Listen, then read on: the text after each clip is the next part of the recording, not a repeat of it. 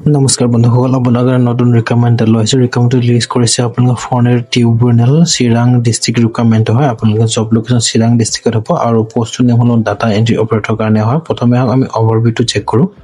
Organisation নাম হ'ল আপোনাৰ ফৰেন ট্ৰিবিউনেল চিৰাং ডিষ্ট্ৰিক্টৰ হয়। পোষ্টৰ নেম হ'ল ডাটা এণ্ট্ৰি অপাৰেটৰ কাৰণে। টোটেল পোষ্ট আপোনালোকৰ দুটা আছে আৰু দৰমহা আপোনালোকৰ 10,000 পৰা ষ্টাৰ্ট হ'ব আৰু জবটো টাইপ আপোনাৰ কণ্ট্ৰেকচুৱেল আৰু টেম্পৰেৰী বেচিছত হ'ব।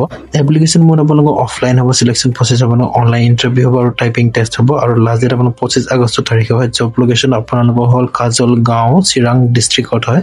মই আপোনালোকৰ ভেকেঞ্চি ডিটেইলছখিনিৰ কথা কৈছোঁ। টোটেল আপোনাৰ দুটা পোষ্ট আছে। দৰমহা আপোনালোকৰ 10,000 টকা হ'ব আৰু পোষ্টৰ নেম হ'ল ডাটা এণ্ট্ৰি অপাৰেটৰ কাৰণে হয় আৰু এডভাৰটাইজমেণ্ট ডেট ৰিলিজ হৈছিল আপোনাৰ 15 আগষ্ট তাৰিখে। মই আপোনালোকক এতিয়া এডুকেশ্যন কোৱালিফিকেশ্যনৰ কথা কৈছোঁ। আপোনালোকে 12 পাছ হ'লে এপ্লাই কৰিব পাৰিব, মানে আপোনালোকৰ হাই ছেকেণ্ডেৰী পাছ হ'লে এপ্লাই কৰিব পাৰিব। কম্পিউটাৰ চাৰ্টিফিকেট লাগিব, মিনিমাম আপোনাৰ 6 মান্থৰ ডিউৰেশ্যন হ'ব লাগিব।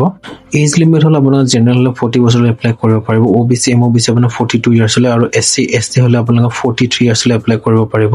আপোনালোকৰ ডমিচিলৰ প্ৰিফাৰেঞ্চৰ কথা কৈছোঁ। আপোনালোকে ইণ্ডিয়ান চিটিজেন হ'ব লাগিব, মানে অসমৰে হ'ব লাগিব। যদি PRC অসমত থাকিব লাগিব, তাতকৈ যদি আপোনালোকৰ চিৰাং ডিষ্ট্ৰিক্ট হয় তেতিয়া আপোনালোকৰ প্ৰিফাৰেঞ্চ বেছিকৈ দিব।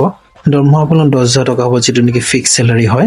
এপ্লাই কৰোঁতে আপোনালোক কি ডকুমেণ্টছ লাগিব? এডুকেশ্যন চাৰ্টিফিকেট আৰু মাৰ্কশ্বিট দুইটাই লাগিব। কম্পিউটাৰ চাৰ্টিফিকেট লাগিব, এজ প্ৰুফ চাৰ্টিফিকেট লাগিব, এমপ্লয়মেণ্ট এক্সচেঞ্জ চাৰ্টিফিকেট লাগিব, কাষ্ট চাৰ্টিফিকেট লাগিব যদিহে আছে আপোনালোকৰ। দুখন ৰিচেণ্ট পাছপৰ্ট চাইজৰ ফটোগ্ৰাফ লাগিব আৰু আদাৰ ৰিলেভেণ্ট ডকুমেণ্টছ লাগিব আৰু আপোনালোকৰ নেকি চেল্ফ এটেষ্ট কৰি দিয়া হ'ব লাগিব।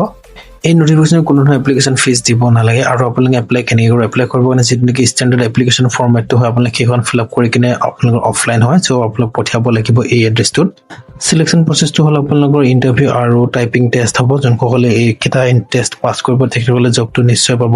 মই আপোনালোক ইম্পৰ্টেণ্ট ডেটছৰ কথা কৈছোঁ। লাষ্ট ডেট আপোনাৰ 25 আগষ্ট তাৰিখলৈ হয় আৰু প্ৰভিজনেল এলিজিবিলিটি আৰু ৰিজেকশ্যন কেণ্ডিডেটৰ লিষ্ট আপোনাৰ 26 আগষ্ট তাৰিখে ৰিলিজ কৰিব আৰু অফলাইন এপ্লাই কৰা এড্ৰেছটো হ'ল আপোনালোকে আপোনালোকে এইটো এড্ৰেছত পঠিয়াব লাগিব।